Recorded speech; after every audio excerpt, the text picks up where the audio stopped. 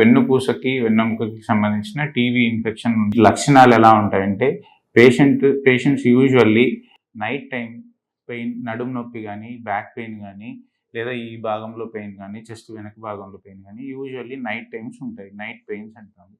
అలానే కొందరు నిద్రలో మెలకువ, నడుము నొప్పి వీటితో మెలకువ వచ్చేస్తూ ఉంటారు. సో నైట్ టైం పెయిన్స్ ఉన్నప్పుడు, అలానే నైట్ టైం పెయిన్తో పాటు పేషెంట్స్కి కొందరికి తెలియని వీక్నెస్, అంటే patients light fever night time ఉండడము, నైట్ టైం చెమటలు పట్టడము, వెయిట్ లాస్ ఉండడము, ఇలాంటి లక్షణాలు ఉంటాయి.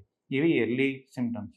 కొందరికి అది ప్రోగ్రెస్ అయ్యే కొద్దీ అరే ఏం కాదు అని కొంచెం లైట్ తీసుకున్నామని కొందరికి అది పెరగడంతో, టీబీ ఇన్ఫెక్షన్ అనేది పెరిగినప్పుడు వెన్నుపూస నుంచి వెన్నుపాము మీదకి ఒత్తిడి పడ్డా, లేదా వెన్నుపాము నుంచి వచ్చే నరాలు ఏవైతే సైడ్ నుంచి బయటకు వస్తాయంటో వాటి మీద ఒత్తిడి పడ్డప్పుడు దాని తాలూకు లక్షణాలు కాలు నంబవడం, అంటే తిమ్మిరిలాగా కాళ్ళకు రావడము,